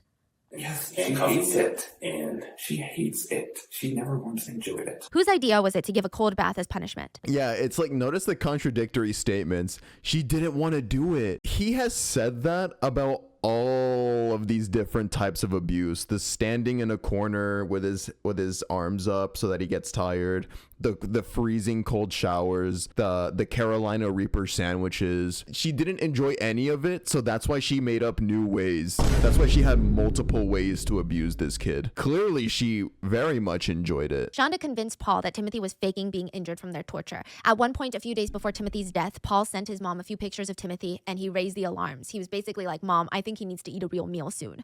The police show him the pictures that he sent his mother. And then you sent a picture of his leg that's basically gone, right? No wonder he can't stand. Yeah, but the thing is, before yesterday, and I think even the day before, he could walk. He might need a little support every so often, like he put his hand against the wall or grabbed the railing of the stairs, but after a couple seconds, he would let go and he'd be fine. It was never anything major. There's a text from Paul to Shonda that reads, Mama, he's already pushing every one of my buttons, the whole shaking and I need support crap. Shonda texts Paul. He doesn't shake at all for a while when he's standing there, and then apparently remembers he thinks he should be shaking and starts doing it again. Paul tells the investigators he would do things that would scare the crap out of us to make us believe that something was wrong. I mean, several times he faked seizures. I've seen it. He would do something that would scare the crap out of us to make us believe that something was wrong. And maybe because something was actually fucking wrong, oh my god, I want to say things. Several times believe that something was wrong. And several times here, he faked seizures. I've seen it because, and I've also seen what happens because back in Oklahoma, he had seizures from medication problems. Okay. Paul explains why he gave Timothy the pizza roll the day of his death, to test him. He said, I had offered him a pizza roll because I wanted to truly test whether he was faking or not. And at first he didn't move. I'm like, okay, maybe this is, but then he moved and went to try and grab it. I'm like, okay, I don't even know. I don't know anymore. Well, he wasn't faking it, Paul, because he died. Do you feel good about any of that stuff? No, of course not. I can't, right? I can't even live with myself. The investigator shows Paul another picture of Timothy. It was apparently of Timothy in the bathtub the day of his death, and the photo was zoomed into his face, and this photo has not been made public. What's the deal with this photo in the bathtub and his face? He'd been taking a bath, and I went in there to check up on him at one point, and he's just kind of laying there, and I'm like, bud, are you okay? He didn't respond, but he's looking around, and he was breathing. That much I know, he was breathing. And yeah, I probably should have said something about the ER at that point, though. Well, I certainly sound stupid. Is this when she told you to smack him in the face to see if he was faking it? I was trying to see what was going on, trying to see if he would even respond. I was scared. Did you ever hate your brother?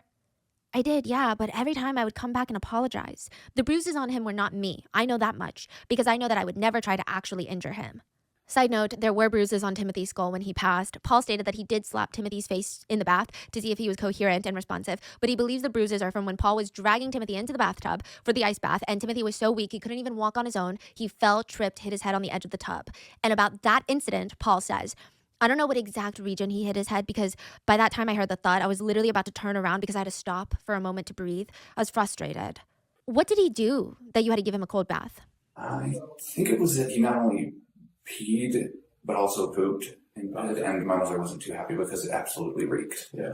Paul tries to defend Shonda in his own actions by basically stating, we used to cuff him. Like, they had leg handcuffs and they used to cuff him to furniture. And he said, we stopped the leg cuffs though, because we noticed that his legs were swelling. So we stopped that because we didn't want his legs to become irreparable. He's just pissing me off more and more. Like, he just continues on talking about these things as if it's normal, as if it makes them look good. Like, oh yeah, we used to cuff him to the bed so he couldn't get up to go pee, but we stopped. Yeah, we stopped because his legs were beginning to swell. Aren't I such a good older brother? The authorities ask, how smart is your mom? She's incredibly intelligent, magna cum laude. She's highly intelligent.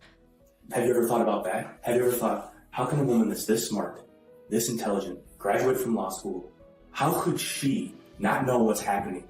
How could she think this is fake? How does she not know she's starving? How does she not see that he's wasting away? And you here, you're telling me that you've got some mental health issues, but you graduated from high school, and it's very obvious to you that he's got malnutrition, right? It's very obvious to you, but your mom here's not seeing that, and she's a law school graduate, and she's very smart. Do you see what I'm looking at here? She's a liar. She's lied to you about so much stuff. Look at this dumbass. Like, the cops just clocking him, right? And he's just there like, what the fuck? Fucking Patrick Star over here. Gah. How could Paul not see that? Maybe because, to Timothy, Paul and Shonda were the only ones in his life. Literally, they were his whole world. I mean, it's a horrible world, but they were, in a way, all he had for 13 months. His whole life revolved around them. He wasn't allowed outside. He had no friends. He couldn't go to school. This is all he had. But Paul had a regular life outside of being this punisher. He was a YouTuber. What's up, everybody? It's Paul here. No, bro. No. He was a YouTuber. Wait, what was his channel name? Dude. Oh my god, and he's playing on a Mac. Hey, it's Pete Fergie Plays here with another Lego building video. We will be building none other than... Oh my god. Why do I kind of feel bad? I feel like this motherfucker, something's actually wrong with him. Like, memes aside, he does not look like he's right in the head. He clearly has sub 50 IQ. I'm not even kidding. I'm not even just saying this to meme around. Like, the clinical term, like the R word. Like, again, like, it sounds funny, it sounds unhinged, but like, that's a medical term. You guys know that, right? Paul told investigators about his mom. I know she's a good person. I just don't know if this is something that is both of our faults. If we should have done something sooner. I mean, I know we both could have. I do know that my mother, she's not perfect, but She's not a bad person. At the very end of the interrogation, the detective You're right, she's not a bad person. She's fucking terrible. She's the spawn of Satan. asked Paul, I'm going to step out. Do you need anything? You need to use the restroom? Need a drink of water? Paul looks up at him and says, Do you have something I could snack on? I'm with slight hypoglycemia problems. So what type of snack are we talking? Like chips or little, I don't know what's okay for me. Really anything that's maybe chips, yeah. That is ironic. yeah, after like an hour and a half interrogation about how he starved his brother. Yeah, Paul is very divisive in all of this. Some people think that he's just another child that Shonda had control over, and his ultimate punishment was being turned into an abuser by his own mother. Now, some people have a problem with that because he actually went to Shonda's when he was 18. So it's like, it wasn't like he was abused his whole life and just under her influence the whole time and then became this adult abuser. But let's just go down this path. Some stated that Shonda physically tortured Timothy, but psychologically tortured Paul. Used Paul to torture Timothy physically. Ordered him around in text messages to harm his own brother. They said, Paul is a victim. Anything he did was recorded by her. Of course he's a victim. There's a part of the investigation that some netizens bring up where the detective interrupts him while he's mid-sentence and says, I want to stop you just for a second. And Paul immediately presses his shoulders forward, like carving himself inward, kind of like you would with anxiety. And he apologizes. Sorry. Netizens say, it sounds like both parents were abusive and this guy thought it was normal. He wanted his mom to love him because he was kicked out by his dad, so he did what she wanted. He clearly has no idea what love truly means. Codependency, manipulation, and brainwashing.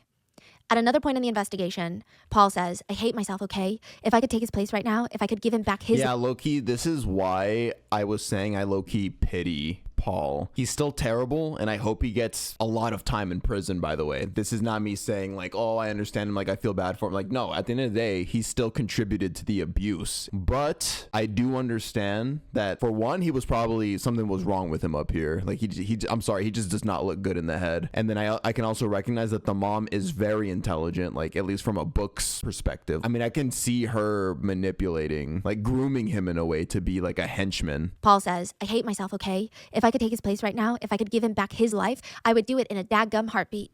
Some people said that the way he talked about his mom in the interrogation was like a cult member slowly waking up. There's even a YouTube video that he posted of himself playing Minecraft, and there's a moment in the video, or a few moments, it's kind of chilling, where he looks down at his phone and says, my mother just texted me something about my little brother. So... He sounds super stressed out, but he tries to get back to playing the game. A minute later, we hear someone yell off the screen, and it sounds like, ow, hello? Paul says, hey, Timbo, could you... Sorry, guys, geez, not sure if you heard that, but that was one of my little brothers. I deeply apologize. I probably should have asked them politely to keep it down before I came up here. My mother just texted me something about my little brother. That's chilling. Like, as he's playing games trying to be a loser YouTuber, he references his little brother that is actively being abused. Sorry. Like I said, I don't actually have an office. Hey, Timbo, could you... Sorry, guys. Sorry, guys. My brother back there that's starving in my closet. Yeah, I'm sorry. Not sure if y'all heard that. That was one of my little brothers. I deeply apologize. I probably should have asked them politely to keep it down before I came up here, so... Then a few minutes later, Paul gets another text message. He reads it. His expression quickly changes. He looks stressed out. He starts touching his face, almost in like this soothing gesture, and he quickly ends the video. Oh, you know, we're gonna support you this way or that way, but, oh. Alright. Was it his mom texting him to do something to Timothy? He looks incredibly distraught, if it is. But other netizens disagreed and stated that Paul was just as evil as his mother. They said because he's 20, he's a full-grown adult. I mean, there are a lot of people in this world that are abused by both their parents and they don't help kill their brother. And Paul and Timothy's half-sister came out to say she lived with Paul before and he was the biggest bully that she had ever met in her entire life. She fully believes Paul was involved in this and was fully complicit on his part, not coerced at all. She said even before moving in with Shonda, he was questionable. She stated the family wanted to get him tested for psychopathy, but because he wasn't 18 yet, they can't get a diagnosis for being a psychopath. And some of Paul's family members have stated that he was a relentless tormentor of Timothy without any coercion from his mother. Paul even stated in his interrogation. Okay, so never mind. That gets rid of my speculation that he was like kind of groomed into being a henchman. So maybe he was just like also naturally just like this, like abusive. That his brother Timothy was, quote, motor and speech impaired. So why would he even think that his brother was faking not being able to talk to them the day that he died? Also, Paul worked at a fast food spot. A lot of people argued he could have easily snuck food home for Timothy if he was that scared. Paul would also tell an investigator, I accept responsibility for what happened to Timothy. I was a willing participant in administering punishment to Timothy. It made me feel powerful. I wanted to hear Mama say that she was proud of me. The power got to my head. I was drunk on power. I hate myself. If I didn't do the punishments, Mama would yell at me. Adam, the stepdad, would have never let things get this far. I'm basically a murderer as well. If I did, just throw me in prison for the rest of my life. If I was a part of it, I deserve it. And then a lot of netizens are just kind of somewhere in the middle. They said, I think he needs to be punished, but nowhere near like his mother. She controlled that home and he was afraid of her. I hope a lot of his time in custody will be in a mental institution, and if he ever gets out, he will need a lot of help learning how to take care of himself. During the interrogation, the investigator asked Paul, why did your mom ask you to put pants on Timothy before the cops came? He said, because she didn't want to seem like she's bad, that we weren't neglecting him. And even if that's what somehow ended up like, it wasn't intentional. I just hate it. I know she doesn't want to be the bad guy. She never wanted this. We loved him so much. Paul posted on Facebook for his birthday in April of 2021. For my birthday this year, I'm asking for donations to No Kid Hungry. I've chosen this nonprofit because their mission means a lot to me. No Kid Hungry works to ensure that every child in the US has access to healthy food where they live. That is so ironic in like a kind of twisted way. He posts on Facebook about a charity that's supposed to help feed hungry kids, and he contributed to his little brother's death due to starving. In about a year, the police would be called and his brother would be found starved to death in that home. Some netizens that struggle with dissociative amnesia have stated they spend a lot of their time looking for clues, because oftentimes they're just left with giant gaps in their memory, so all they can do is try to fill in the blanks. One netizen stated, I have clocks everywhere, and there are times when I can see that the time has passed, but I struggle to fill in the blanks. It's just not there. I know time has passed, but I cannot tell you anything about it. You lose minutes, hours, days, months, even years without knowing what you're missing. Your memory is essentially like Swiss cheese with missing bits that are either brief flashes or just like total blanks.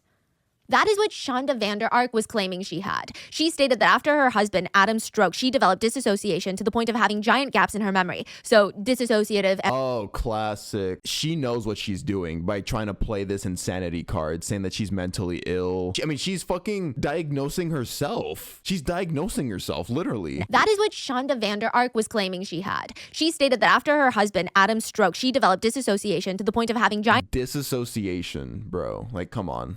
Gaps in her memory, so dissociative amnesia. And she also stated that she had chronic insomnia. I have severe attention deficit hyperactivity disorder combined type. I also have sensory processing disorder and OCD. And then after my husband's stroke, as a result of my husband's stroke, because I viewed him, I wasn't in the room when he had the stroke, but I was there right afterwards. And so I developed post-traumatic stress disorder with disassociation from that. The only medication that I was on was for the ADHD. A huge liar part of the trial is Paul's testimony against his mother. After the initial interrogation, Paul took a plea deal, and in return, well, it wasn't necessarily a plea deal. He got a little bit of like a agreement that the prosecutors would not ask above the sentencing limit for his crime, which would be first-degree child abuse. He was going to testify against his mom. And in return, Shonda also turned on Paul. Essentially, they're both pointing the finger at each other. When they're both in the courtroom, Shonda doesn't even look in Paul's direction. Suddenly, the mom that loved her children more than anything can't even stand to share the same air as her precious son that she cared so deeply about.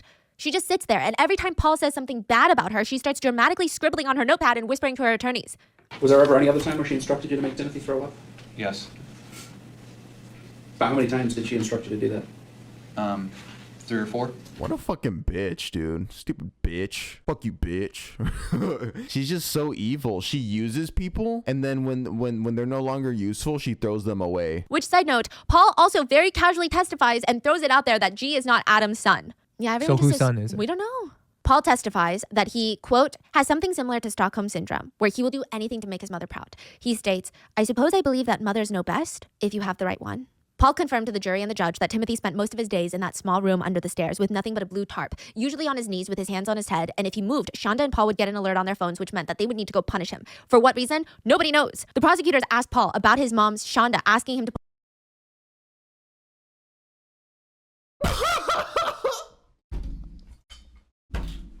Nah, that's fucking crazy. The prosecutors asked Paul about his mom's Shonda asking him to put hot sauce on Timothy's private parts, to which Paul responded he never actually followed through with it because it was, quote, beyond cruel, as everything was. But later, Shonda would be on the stand, and the prosecutor would ask her, whose idea was it to get the hot sauce and administer it to your son? The idea was originally Paul's. Shonda states that she does sometimes put hot sauce on things that she doesn't want her dogs to chew on, but when asked by the prosecutors if she ever poured it down her dogs' throats, she said, no, because I don't give my dogs human food. You can't do that with service dogs. Because remember, she has blood sugar problems, so she has a service dog. So it never occurred to you, forcing the use of hot sauce on a dog, but you thought to use it as a form of punishment for your 14-year-old child. It was Paul's idea, but yes, I was at my wit's end at the time. Shonda tells prosecutors that she put locks on all the refrigerators because Timothy ate all the food. He would sneak the food and then he would eat it. Sometimes he would even forget to close the refrigerator door and it would spoil everything inside. She uses the fact that Timothy was starved to the point of sneaking into the kitchen, risking all sorts of punishment to eat a pound of raw hamburger beef, raw bacon, and frozen chicken nuggets frozen as a reason that she had to lock up the food and deprive him of a basic necessity for life. Side note, I don't think by the point that Timothy passed, he had the strength to walk up the stairs at that point. I don't even think, let alone he could open a refrigerator door. I did the lock to protect him because he could have killed himself eating those chicken nuggets. I didn't put the locks on after he did the hamburger or the bacon, but the chicken nuggets, it's raw chicken. The prosecutor looks at her for a moment. Chicken nuggets are cooked, aren't they? They're pre-cooked. Frozen chicken nuggets? Are they? I didn't even think about that. He started eating again, so then you decided he's been on a hunger strike, he's eating again, so now we better lock up the food. No, I did the locks to protect him because he could have killed himself eating the chicken nuggets. I didn't put the locks on after he did the hamburger or the bacon, but the chicken nuggets. Oh, you were protecting your son from chicken nuggies. That's why you had to chain him up. I had to protect my kid from eating, guys. I was protecting him. I was starving him for his own good. The food could have killed him. He could have killed himself eating the chicken nuggets. I didn't put the locks on after he did the hamburger or the bacon, but the chicken nuggets, it was raw chicken. Chicken nuggets are cooked, aren't they? They're pre-cooked. Are they? I didn't even think about that. Yeah, dipshit. Frozen chicken nuggets that you buy from like Walmart or whatever other grocery store, they're pre-cooked. Even if you eat them frozen, you can't get salmonella really. Yeah. But the day of Timothy's death, Shonda had texted Paul, "Don't tell him it's only 2 pizza rolls, and I'm okay if they're frozen rather than cooked." The prosecutor says, "Then why did you send this message if you're so worried about him eating frozen food?" I don't know. The prosecutor brings into evidence text from Shonda to Paul, asking Paul to smell Timothy's breath. The text reads, Check his breath. I can almost guarantee he's eaten something. He was chewing on something when he walked downstairs. You and I will be talking about this on a later date when we're both home. Paul's response, yes, he grabbed some chips. I know. So he wasn't allowed to eat chips. Or you didn't say, make sure he didn't get into the frozen chicken nuggets because it might kill him. You said, find out what he's been into, and Paul says he's been into chips. Right? That's what it says, yes, sir. So I imagine the next text message then is, oh, great, that's fine, he can have some chips. Well, no, the point of it was he was sneaking things. He knew better. Couldn't have chips. It wasn't that he couldn't have chips. It was that he would sneak things. It So was how dishonest. How would he earn getting chips? He didn't have to earn them. All he had to do was ask. I was trying to teach him not to sneak. He snuck. I mean, what is that? I'm trying to teach him not to sneak. You're still self-reporting. Like, she's trying to save herself here by lying and snaking her way out of it. But that sounds just as bad. Like, why is your 15 or 14-year-old kid feeling like they have to sneak food to eat? It wasn't just food. He would sneak in the garage. He would sneak toys. He snuck around and messed with his baby brother's homeschooling materials. I've got like flashcards and stuff for him. He messed with those and got them all out of order. He's a kid. Shonda kept arguing with the prosecutor that she never locked her pantry and stated she had a giant cupboard in the kitchen filled with canned food that Timothy would get into regularly. So you're okay with him getting into a bunch of canned food now? I mean, he got into it all the time. So what did he do? Did he go to the drawer, get a can opener, open up the can, put it on the stove, warm the stuff up? No, he didn't. He would just eat it straight out of the can. It was weird. And your response to all of this, rather than seeking some professional help for him because of these eating issues he apparently has, is to restrict even further access to food, then watch his every move on camera or motion sensors? My response was to prevent him from being deceitful and sneaky. Did it ever occur to you that this is not the way to deal with a person who's been on a hunger strike? Locking up their food, locking up their access to food, punishing them when they try to take food? Did that ever occur to you with your brilliant legal mind, as it was, that wasn't a good idea? I don't know. I don't know what I was thinking. April 27th, Timothy is no longer allowed anywhere near the fridge, freezer, or pantry, or any other place where food is. So now it sounds like he can't even get into his cabinet full of canned goods, right? I mean, that's what I said. We never there was never a lock on that. But he wasn't allowed near it. I mean, if that's what it says, I don't. The prosecutors then presented another text message exchange that she had with She's Paul so that referenced guilty. pouring Tabasco down Timothy's throat because he ate a cup of raw pancake powder. Raw pancake powder. Like maybe the batter, I mean. Do you remember this text message? Vaguely. I don't remember the Tabasco because I said Tabasco? The text read, put Tabasco in his mouth and make him swallow. Lots of it. Do it every 30 minutes till you leave. That's what you said. Oh, they had like this weird obsession with hot sauce, like force feeding him hot sauce. I say we inject her with hot sauce. See how she likes that. Part of the conversation, but I don't remember that part of it. We didn't have any Tabasco sauce. That's why it doesn't make any sense. We had hot sauce, but we didn't have Tabasco sauce. Okay, so the punishment for eating pancake in a cup is Tabasco or some type of hot sauce in the mouth. Is that right? Sneaking something dangerous? If that's what, I mean, if you're asking what he was punished for, it would be for sneaking. You were concerned for his well-being? Yes, sir. That's why you were having the text exchange, because you're real concerned for him. Yes, sir. Those pancakes in a cup, if I remember correctly, it's been a while, but they had eggs in them. Raw eggs. Another text message from Shonda to Paul reads, yeah, it's fine today. You can do his bread with hot sauce at any time, though preferably sooner rather than later. Put more hot sauce than yesterday, please. He must eat at least 3 slices with hot sauce and then may have more as long as they all have plenty of hot sauce. Something to note, Shonda also looks super annoyed the whole time the prosecutor reads her messages, like her own messages in court. She seems offended. Nah, I don't know if it's even offended.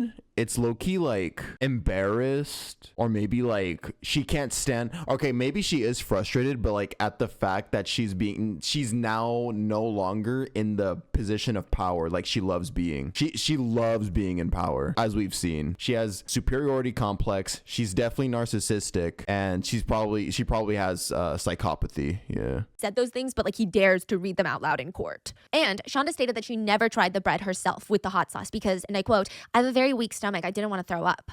She stated the hottest thing that she could handle were jalapeno cheddar Cheetos. Yeah.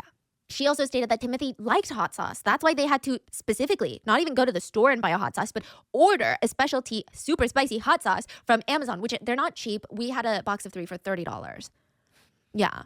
And they're small bottles. They're tiny bottles. And she said it's because Timothy liked hot sauce. So if they needed to punish him with hot sauce, they needed to get extra hot sauce. That's why.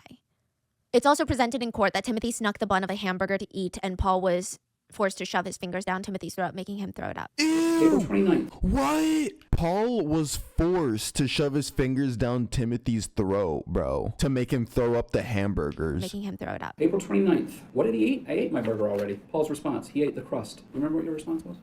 I don't remember. I heard it the other day, but I don't remember sending that. Go try to make him throw up, please. That was your response, wasn't it? If that's what it says. Don't remember? No, Let's sir. put that one in the don't remember category. Like I said, unfortunately, between January and the time he passed away, I don't have a lot of memories in general. So the crime he committed here, just so we're clear, wasn't sneaking frozen chicken nuggets or a bag of chips. It was eating the crust of what sounds to be an already half-eaten burger or an eaten burger. And your response to that is go make him throw up, please. Then the prosecutors start asking the hard-hitting questions. This is after seeing Shonda, quote, throw up after seeing the pictures of Timothy.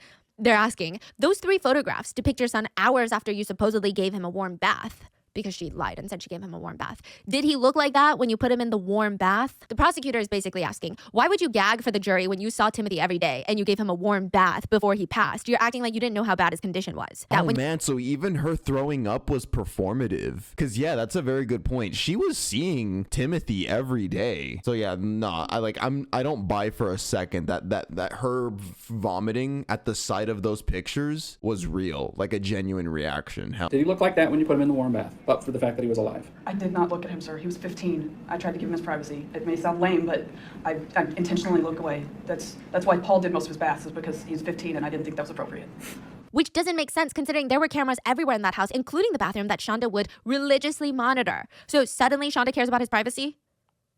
Side note, there's evidence that Shonda would force Timothy to clean the garage with nothing but a shirt on, completely nude from the waist down, which completely goes against what she's testifying in court. But her excuse to that, because she's got excuses to everything, is, well, nobody else was in the garage with him when he was cleaning naked. He was by himself and the garage door was down. So she was a weirdo too. She definitely had weird, like, pedo tendencies. As Stephanie just explained, it makes no sense. Like, oh, it's weird. Like, I don't want to see him naked. He's a 15-year-old boy. Oh, but by the way, I still have cameras set up all around the house, even in the shower and in the restroom. So yeah, I can see him from my iPad when he's showering. But yeah, no, ew, it's so weird. No, I don't want to give him a shower. Ew. The prosecutor continues to grill her. So you didn't put him in the bathtub last night? No, he was already in the tub when I got home.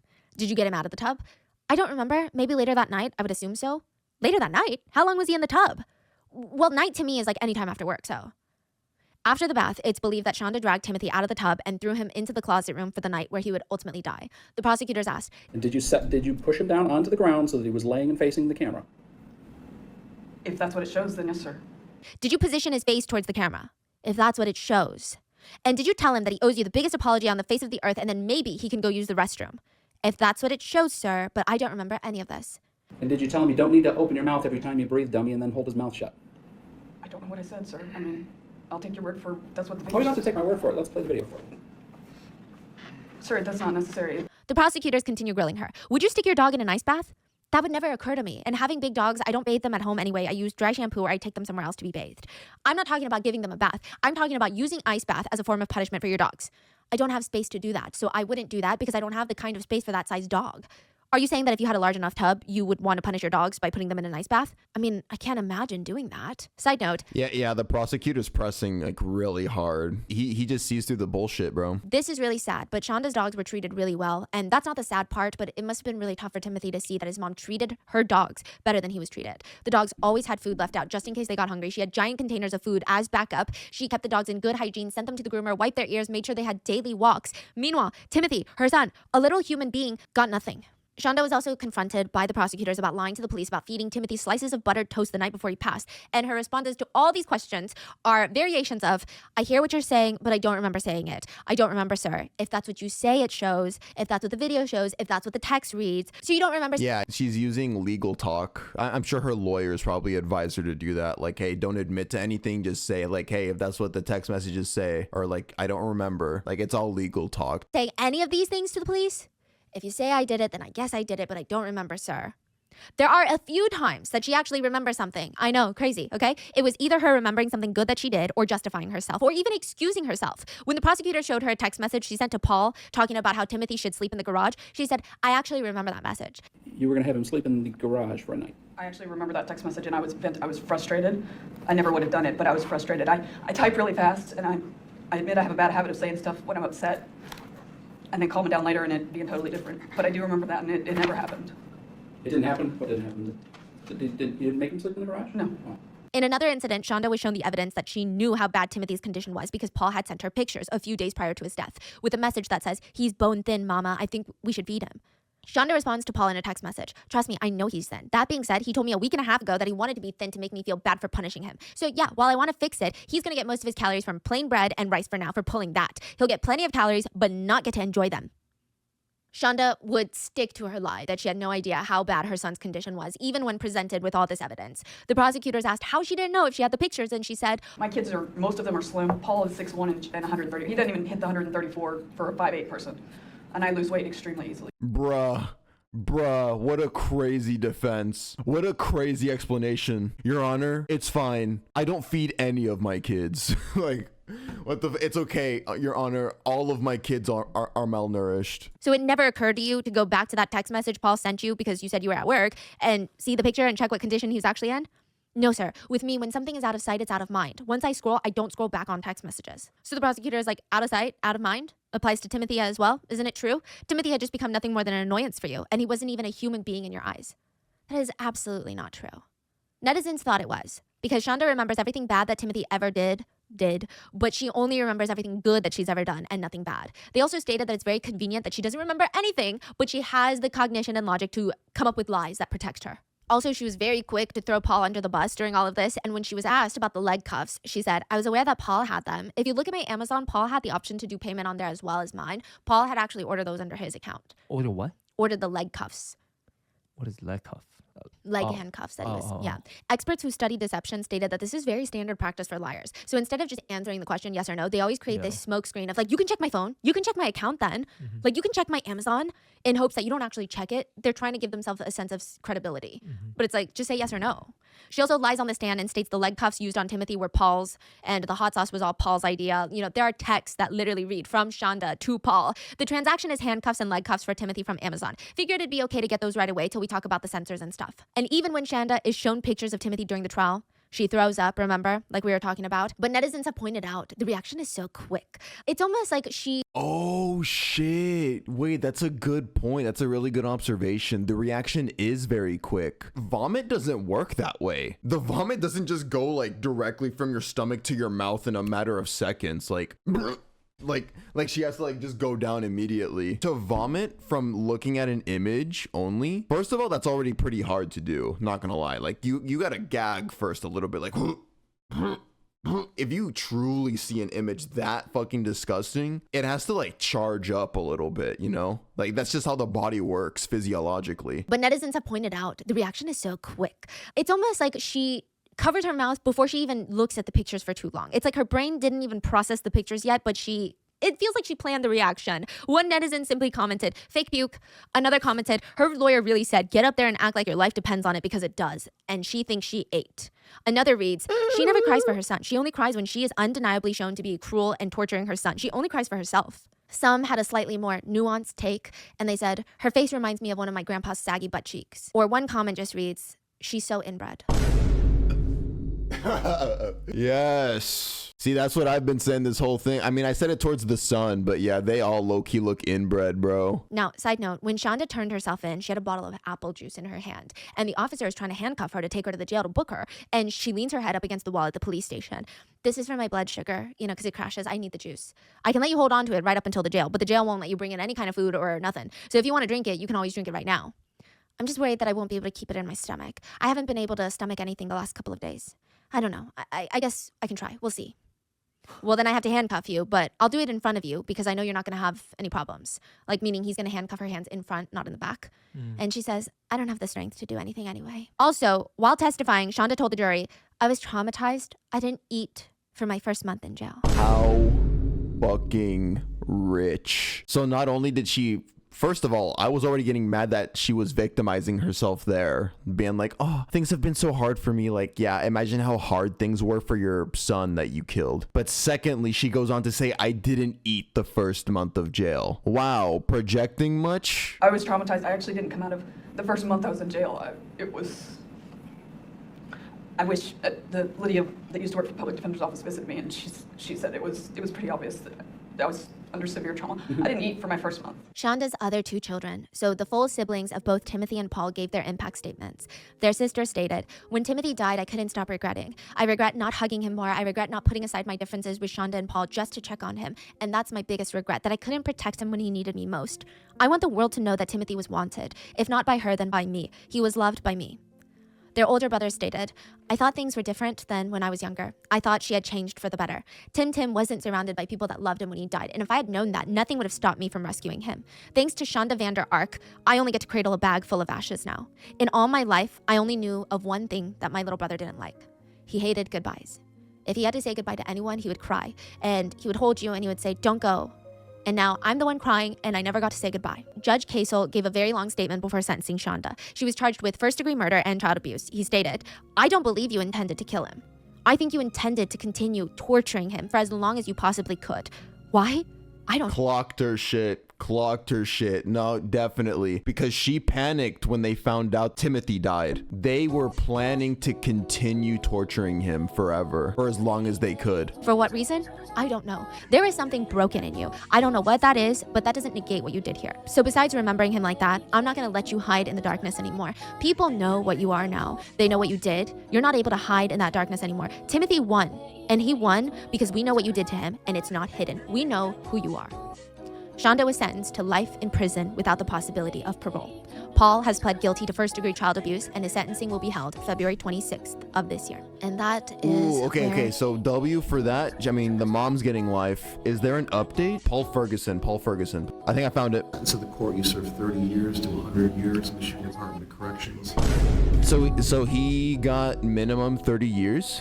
I'd say that's overall pretty good sentencing. The mom obviously got a full life sentence, no parole. The irony, Paul in one of his calls from jail was wishing he would be diagnosed with autism to get a fewer sentencing, but he was saying that Timothy was faking autism. Now we know he is a sociopath and worse.